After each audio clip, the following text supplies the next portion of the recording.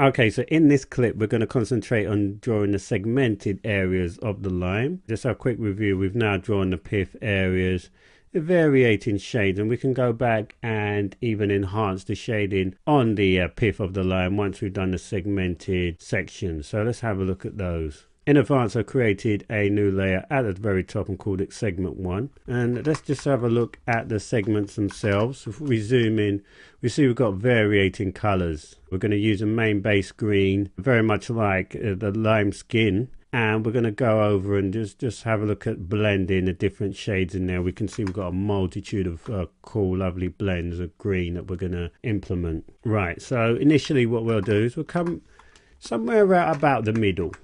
Right here, select the eyedropper tool. We've already selected a color, but just select it from around about the middle areas. If we just bring it near the middle area, we see, and we've got a color of R188, G208 and B91, and that's segment 1 base green. Okay, basically just a color for the base, like we say. We're just going to draw this in now. Okay, so it's very swiftly just going along the outer edges, turn our opacity onto 0, and we want to have a look for the outer rims where it goes and starts running into the pith areas. Now as we run along the outside, we may have to zoom out a little bit. We can see it's around this section, it gets very light. The actual segment partition is really thin and not too apparent, so we just have to be careful to highlight that quickly. That's why I've actually decided to include this drawing the base shape within the clip, because like here for example, now what we'll do is just go somewhere along the middle of the actual segment, and it is a good idea to actually segment and tackle them one by one if preferred, and then as we build up our shades we may be able to tackle 2 or 3 at a time once we've got those colors mapped out. So just going along this edge here. Now I'm just going to come inside like so. Just zoom in a little bit. Okay, just go along the outer edge. Alright. Okay. Like so. Let's go back there. So we're looking for these green areas specifically, and this is basically our border, but as we can see it's not completely straight. Okay, I'm just going to zoom back in again like so. We'll just go around that edge and we'll put the sort of pith parts in there in a little sec, or that light green going across. Okay, so even here, let's go back out to the outside edge, just double check my bearings. Okay, and let's go along like so. Basically just go up along this middle part here and complete our shape, get our circle. Alright, we put our opacity up to 100, and again as always just have a look to see how we're doing. Okay, so yeah, I mean we've got a solid basis for our first section here. Okay, so we're just going to turn that off again against the, okay, turn the rest of the layers off. Let's have a look at it again. Alright, so we got the base green, which is mostly sort of middle sort of area. I think it would be better for us to tackle partition by partition at a time.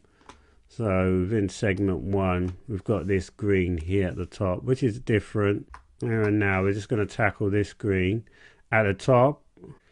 Yeah, so we're going to go for this color, which is R174, G193, and B95. Okay, I'm just going to swatch that color there. All right, and we're just going to come to the top now, draw that in. So we're looking for, I would say, nice groove partitions. Set that to 0. Just come along the edge here. It does really blend in with the base color quite. It is quite faint against the base color, should I say. So it doesn't stand out to us as much as some color variations between tones. So we just watch out for that. So now we're actually looking for the sort of the flesh segments. We want to draw some really cool flesh segments. So just have a look at the actual lime flesh here and just draw those in like so. So we're getting some interesting realistic segment details, not just blocking it in as such. So we're creating the nice detail between the tones, and that's a very important with still life pieces. Okay, so I'm actually just going to go in the middle and just weave that. Obviously we're going to have varying tones, but still it's very important to get those that flesh look. All right, so we'll turn that up in opacity and have a look. All right, that's pretty good. And okay, so we've got that tone there, and all we're going to literally do is just blend it. I'm actually going to use the radial gradient. So we're going to blend this tone with the segment base. Okay, but just positioning the actual circle near the top. Okay, and now we're just going to make the outside darker. Okay, like so. We're just dragging and blending. All right, so we just get a nice realistic blend as well when we zoom out. Okay, and maybe just reposition it just slightly so that we just have it a little bit bigger, and just down like so, and rotate it slightly like so, just in accordance with the shape. And we can see we get a nice blend as we zoom out, and that's really important, just to keep having a look how it looks when we zoom out. So we've got that segment doing that. Okay, so let's go on and start looking at some other tones. All right, so segment base, may just need to put the segment base on a new layer just to increase the speed of the workflow. All right, so we're going to have a look at this lighter partition here. All right, so pick the color. We'll just swatch this color real quick and double tap here. We've got a color of R189, G209 and B113, and we're going to call this segment 1 lighter green. All right, so we got our segment 1 lighter green. Okay, let's draw that in like so.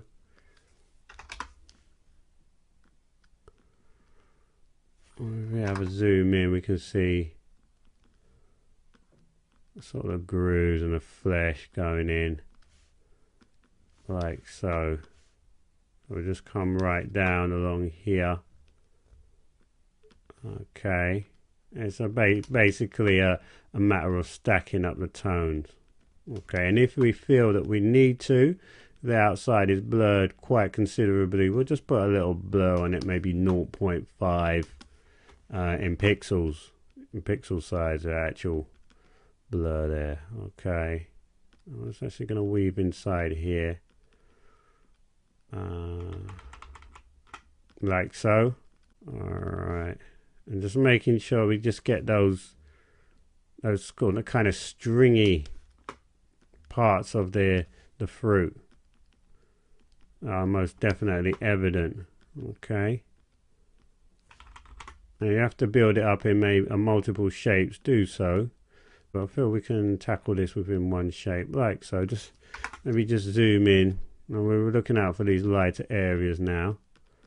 Okay, so just training our eye to highlight those, getting in as much detail as we can. All right, I'm just going to end this shape here, not really include everything as such. Remembering not to be too straight, because that doesn't go on for a realistic view. So I'm actually going to go up now to the top, and we'll come back for the rest within another shape. Okay, all right. Okay, so just filling that in there like so. Remembering where we started from always. Okay, that's excellent. So now we just put our opacity up to 100, and again just have a look at it against the backdrop. Okay, so that's gone a fair bit lighter. Okay, so we got the base color. What we want again is another lighter green. Okay, so got the base there, and we want to come inside and select a lighter green. is even lighter. Let's go for this color, which is R196, G215 and B123. At this time, I'm not really going to label it. We're just going to draw it in. If you feel to label it, that's fine. Okay, and we're literally just re-familiar ourselves with... okay, so we're going with the lighter area again now. So what we're doing is just stacking again, so you're getting those multitude of light greens. Okay, and then we'll put a few highlight sections in there also. So it's going along the edge, and where it is more apparently lighter. Okay, so this is building up that realism before blending. Okay, and this is how we tackle those lighter areas, like so. And that's fine from here. I'll just go in along the outer edge now. Just weave inside just to give it some more realism. Okay, so it's more than okay just to add sections where we might put extra string, extra flailing or stringy kind of shapes just to enhance the look. All right, okay, so we just stack that on. Okay, and we can see now it's building up nicely. So we've got that kind of flesh look. What we want to do is create a slight blend though. Okay, so we're going to go from this color. We'll call this color, let's call it segment green lightest. Okay, so we got this new green in here. And what we're going to do is we'll put it to the left side because that's the lightest. And we'll put the segment green lighter to the right. That's the darker one. So obviously from the outside it'll fade, and like we do, just on drag and pull. Okay, just give us that, and we'll also do that with the first green to the base. So first green to the right, and then we'll have the base color. First green to the left, base color to the right, like so. Okay, and we're just going to pull that out. So go to maybe location 31 and just pull it out like so. So it's just got a slight blend on it. That is what increases the realism. Okay, it's about managing your gradients. Okay, and then quickly what we'll do is just add a little highlight to this section. Okay, so if you feel you need to just put everything on different layers, do so. I feel it's okay within one segment just to keep everything separate, but let me go on. We're going to get this highlight here. All right, and again just here, draw those highlights in just to get that light shine again to increase the realism. Okay, so we got those two now. We can see the segments building up, and that's basically the blending that we use to tackle it. Now, it may be with the base we need to do a slight blend as well, looking at the outside colors, but I think we'll be okay just to continue applying. Okay, so I'm just going to make this outside color a little bit lighter. Okay, so that is how you illustrate and blend the segmented sections of the lime. What we shall do in between clips is finish off the rest of the segmented sections. Bearing in mind, just to increase the workflow, it might be easier just to have some of the lighter contours and then the highlights within different layers. I personally am just going to keep everything on one particular segment. Just bearing in mind how your workflow works best. What we shall do within the next clip is review what we've done within the segmented lime illustrations before completing the module.